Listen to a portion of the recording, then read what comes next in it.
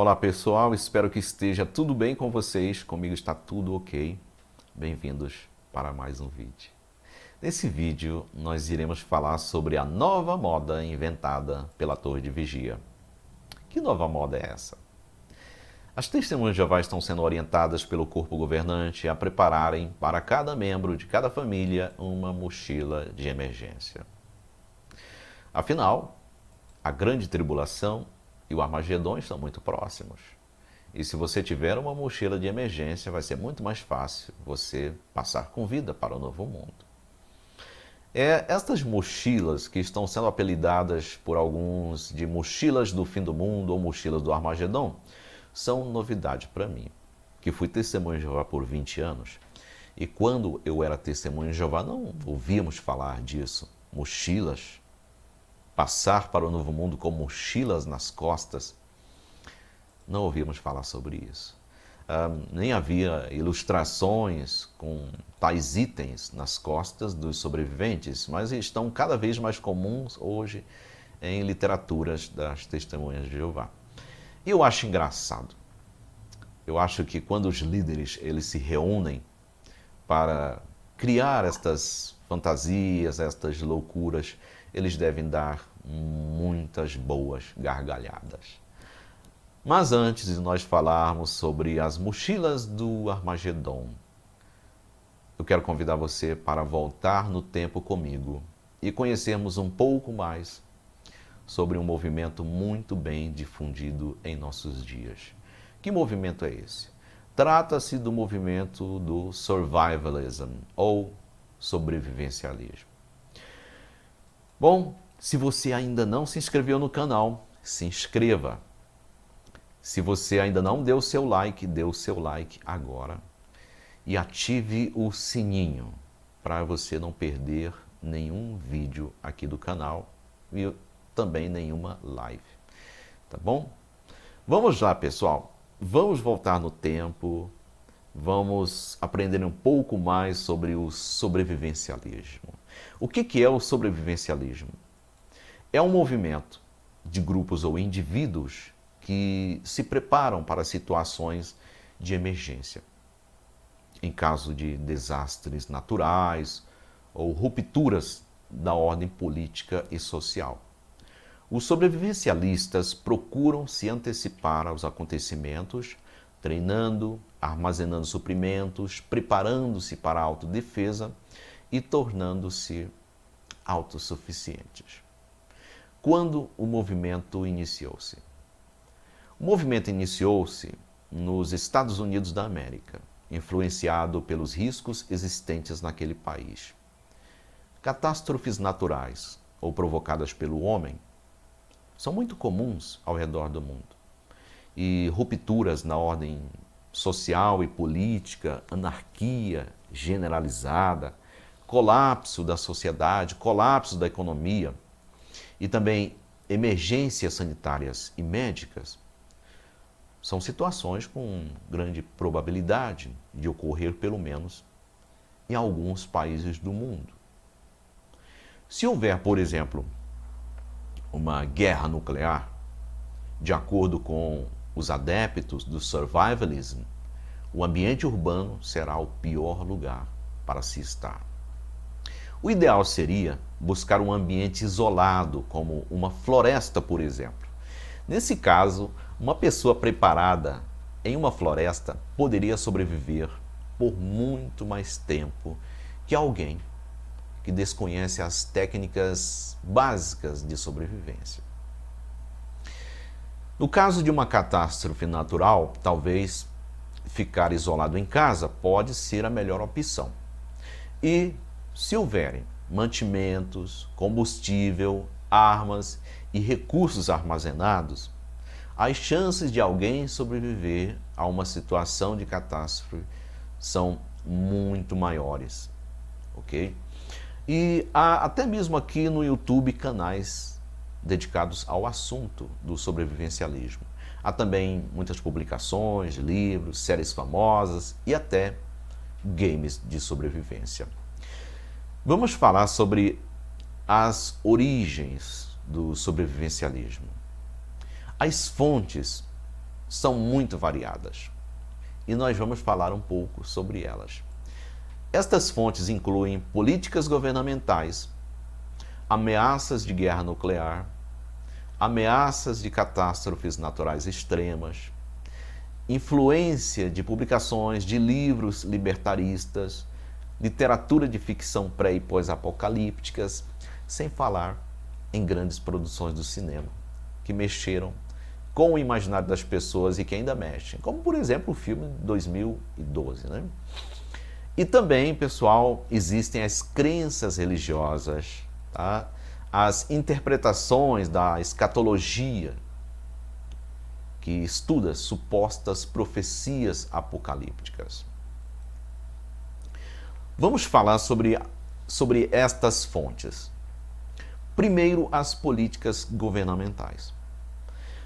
Durante o período da Guerra Fria, que se iniciou em 1947, havia a possibilidade real de um conflito nuclear entre os Estados Unidos e a União Soviética. A Guerra Fria terminou na década de 90 e não houve um confronto. Eles esperavam, mas não houve um confronto militar entre as duas potências, os Estados Unidos e a União Soviética. Mas naquela época, em fins da década de 40, a Defesa Civil dos Estados Unidos iniciou um programa educativo para orientar os cidadãos sobre a possibilidade de um ataque nuclear. E foram produzidas muitas mídias informativas. Uma delas, bem popular, foi a brochura Survival Under Atomic Attack, sobrevivendo a um ataque atômico. Essa brochura, ela informava sobre o perigo de um ataque nuclear, seus efeitos e como os cidadãos americanos poderiam ter máximas chances de sobreviver. Eu vou deixar para você um link aqui na descrição do vídeo para você baixar esta publicação, pois o conteúdo dela, embora seja antigo, ainda é muito útil e informativo nos nossos dias. Na época, a Defesa Civil americana criou um filme com animações chamado Duck and Cover. E uma tartaruga chamada Bert era a personagem principal. Por que usaram uma tartaruga, né, como personagem para esta animação? É porque a tartaruga, pessoal, ela tem o seu próprio abrigo antibombas, ou o bunker. Se houver perigo, uma tartaruga naturalmente entra para dentro do casco. Então, essa era a ideia no caso, né? Em caso de um ataque nuclear, os cidadãos americanos deveriam se esconder e se proteger o melhor possível o corpo. Podemos dizer que Bert, a tartaruga, foi a primeira personagem a inspirar o movimento do sobrevivencialismo ou survivalism.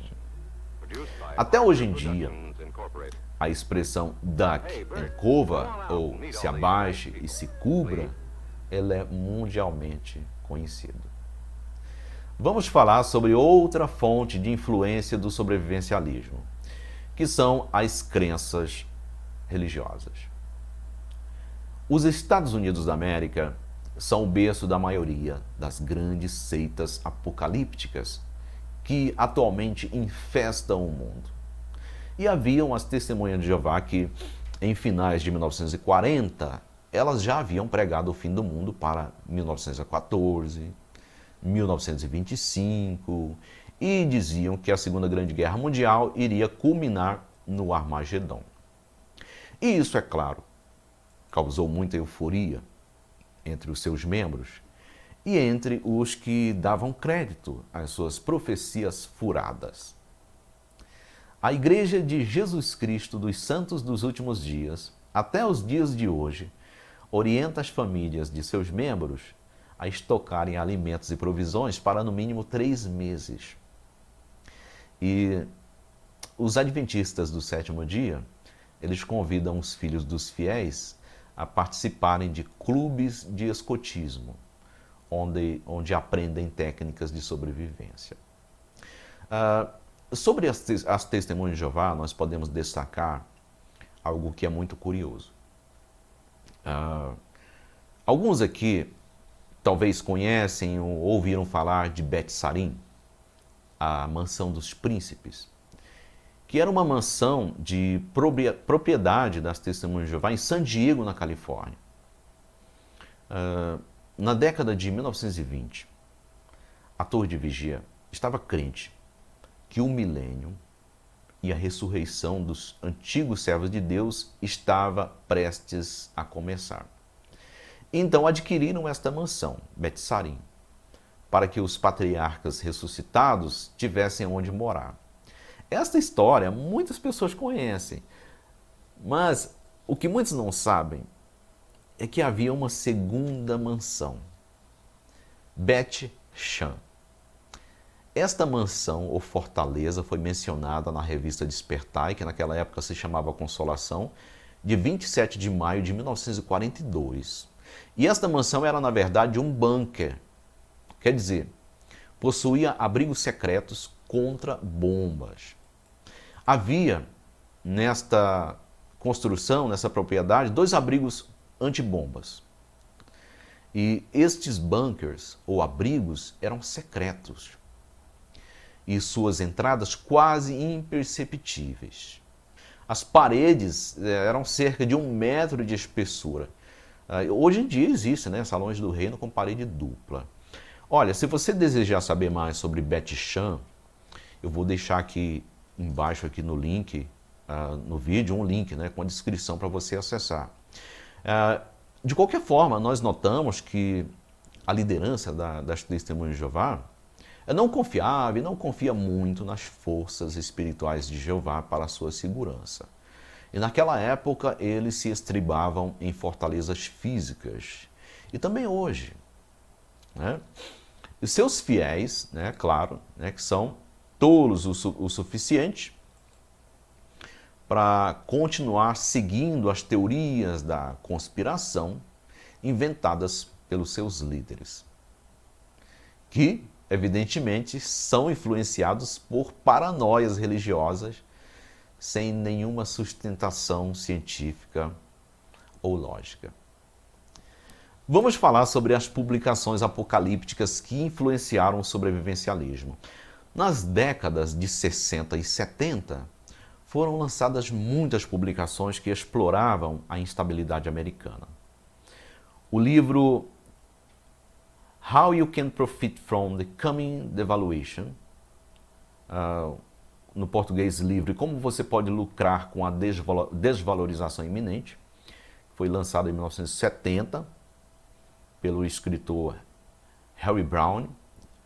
Ele previa um cenário de incertezas econômicas para os Estados Unidos, com inflação galopante, desvalorização sem precedentes da moeda. Né? Então as pessoas ficaram muito preocupadas com tudo que estava acontecendo. E o termo se popularizou a partir de então.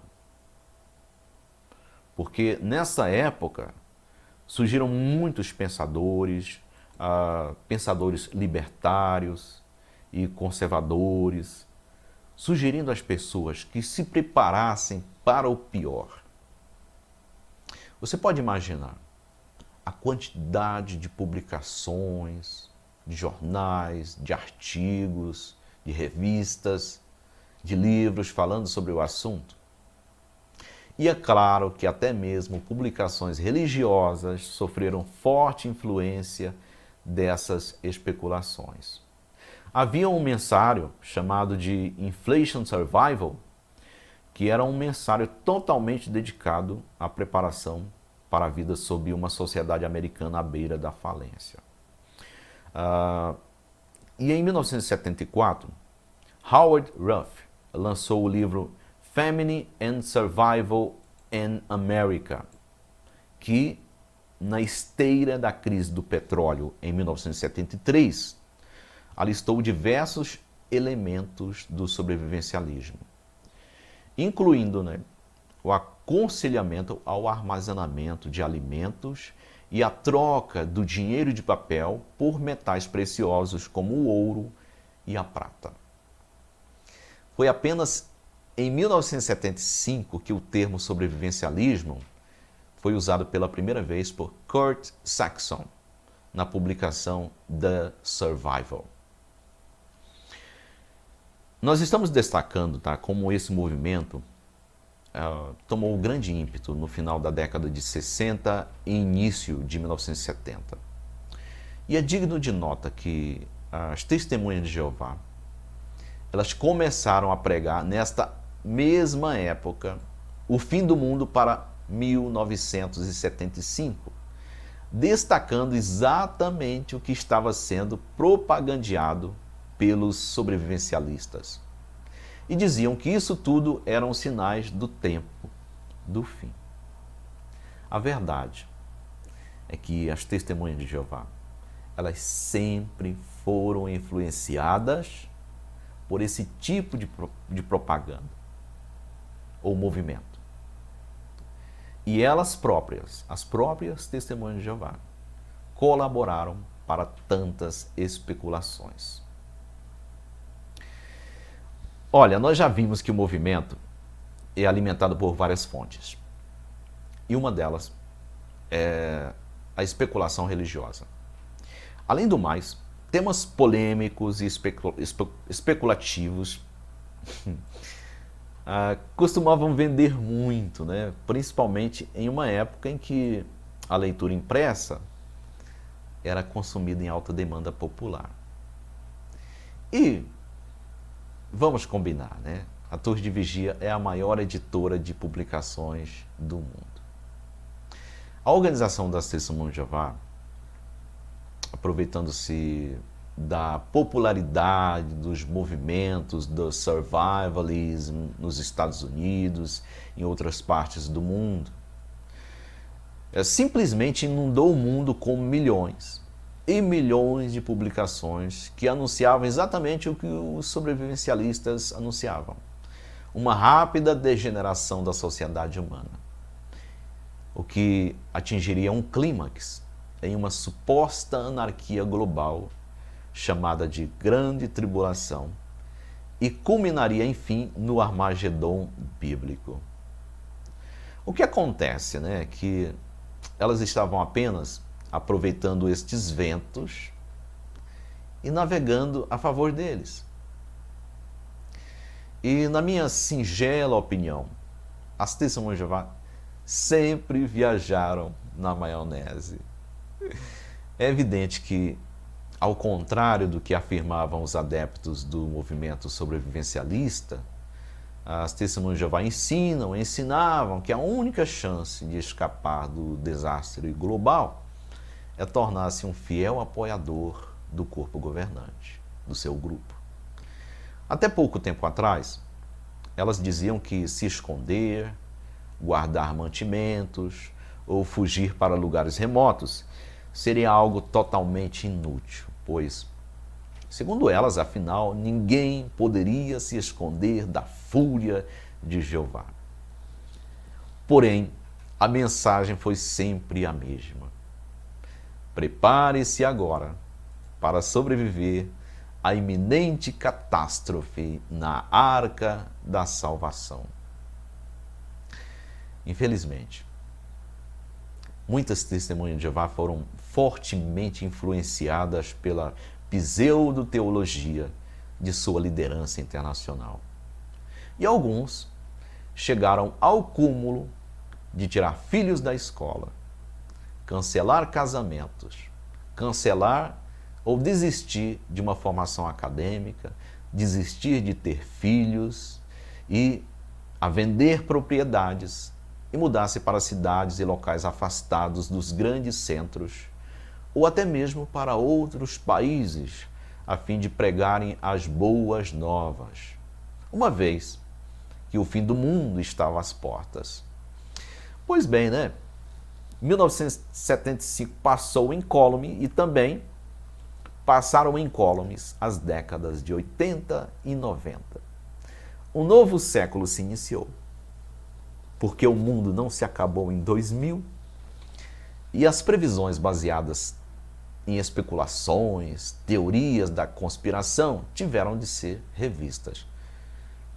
Infelizmente, até os dias de hoje, a organização da Torre de Vigia continua, né, a olhar o mundo moderno com as mesmas lentes de outrora. O sobrevivencialismo e o libertarismo continuam o seu movimento. Eles apenas migraram para mídias com maior poder de alcance e influência. E é muito comum, não é mesmo, encontrar na internet incontáveis artigos, publicações, sites, vídeos e mídias, produtos, destacando o assunto. Basicamente, como sempre, o movimento baseia-se em uma probabilidade real e também em especulações e teorias conspiratórias, geralmente advindas das incertezas políticas, das incertezas sociais, médicas e paranoias religiosas que pairam sobre a civilização humana como abutres esfomeados. Olha, pessoal, é evidente que se preparar para enfrentar alguma situação adversa não é uma atitude condenável. Muito pelo contrário. Por exemplo, no início da pandemia de Covid, as pessoas literalmente, elas ficaram apavoradas e abarrotaram as lojas e supermercados em busca de suprimentos extras para um eventual isolamento prolongado. Porém, se elas tivessem tudo o que precisavam em casa, não havia necessidade de todo esse desespero, não é mesmo? Por outro lado, quando a preocupação por trás dos esforços de sobreviver está baseada em especulações, teorias da conspiração, fanatismo religioso, é evidente que as pessoas podem ser prejudicadas e muito prejudicadas. Recentemente, as testemunhas de Jeová vêm sendo orientadas a se preparar para o pior de uma maneira bem curiosa. O alerta do fim em si não é algo novo, né? Porque as testemunhas de Jeová pregaram os últimos dias, que viraram últimos anos, que viraram últimas décadas, que completou mais de um século e passou para o novo milênio, enfim. Desde sempre, imagens aterrorizantes de um suposto fim do mundo têm sido divulgadas por elas nas suas publicações, nas suas revistas e livros. E agora especificamente em seus vídeos. Cada membro das Testemunhas de Jeová vive todo o tempo sob a tensão de ver a qualquer momento o início de uma suposta grande tribulação. Geralmente, cada um dentre os 8 milhões de seguidores da seita percebem que nem mesmo elas estão preparadas para um evento de tal porte, para um evento de tal magnitude, de tal natureza, e que tampouco o corpo governante, a sua liderança internacional, vai poder ajudá-los de fato. Sobre o que fazer quando tal suposta época chegue, apesar das orientações da Torre de Vigia, isso ainda é uma dúvida cruel para todas as testemunhas de Jeová. Porém, há um detalhe novo nestas novas orientações que as testemunhas de Jeová têm recebido. E como comentamos no início do vídeo, né, talvez você tenha ouvido falar na tal mochila do Armagedon das testemunhas de Jeová. De que se trata? Na verdade, se trata de mochilas de emergência, que são muito comuns entre os sobrevivencialistas e famílias norte-americanas, de locais, né, onde são muito comuns desastres naturais. Cada membro dentre as testemunhas de Jeová está sendo orientada pela sua organização a prepararem mochilas com itens de sobrevivência. E embora algumas testemunhas de Jeová afirmem que se trata apenas de uma eventual prevenção para alguma situação de emergência, a verdade mesmo é que sua liderança mundial está orientando-os a se prepararem para a grande tribulação e o Armagedon. É um engano. Isso fica claro em uma publicação corrente de maio de 2021, que pode ser acessada no site JW. Tá? E nós vamos destacar aqui para vocês uma imagem deste artigo, o link para você acessá-lo. Está no pé desse vídeo. É evidente que o objetivo por trás da orientação para as famílias de ter uma mochila de emergência não é nada mais, nada menos que um artifício muito bem elaborado para manter os membros com medo da suposta proximidade do fim, mantê-los ainda mais sob o controle de sua liderança, que são supostamente o canal para a salvação. Convenhamos, será mesmo que uma mochila de emergência seria útil durante a grande tribulação e o Armagedon? E caso de fato ocorra algum evento que torne o ter mochilas de emergência um ótimo conselho, né? O que as testemunhas de Jeová diriam? Talvez diriam que foram salvas graças às provisões amorosas da sua organização, e não por uma ação de previdência bastante comum, que geralmente são conselhos e orientações da Defesa Civil. É simplesmente, pessoal, uma tática, né, que procura manter o seguinte: a mentalidade de rebanho do grupo. Uma espécie de lembrete da advertência da organização da Torre de Vigia, de manter o senso de urgência. Não se trata de alguma preocupação legítima da liderança com o bem-estar dos membros. Atribuir à organização a ideia de armazenar recursos emergenciais seria ridículo, não é mesmo? Uma vez que está preparado para um eventual desastre, é algo absolutamente normal. Muito normal para alguém com o mínimo de inteligência prática. Mas, por outro lado, o que dizer dessa liderança internacional da Torre de Vigia? O que dizer do corpo governante? Será que o corpo governante está realmente se precavendo para alguma situação emergencial? Não duvide que, se estiverem, eles têm muito mais do que uma mochila com simples itens de sobrevivência.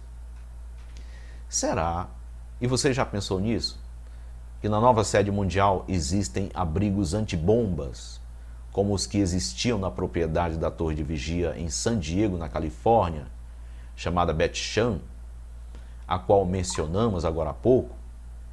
Olha, eu vou dizer uma coisa para vocês. É muito pouco provável que os membros do corpo governante estejam preocupados demais com uma suposta grande tribulação. Ou achem realmente que nós realmente estamos nos últimos dos últimos dias, como eles falam, não é? Por exemplo, há pouco tempo atrás, um destacado líder mundial das Testemunhas de Jeová foi flagrado comprando bebidas alcoólicas em uma adega, incluindo 12 garrafas de caríssimos uísques importados.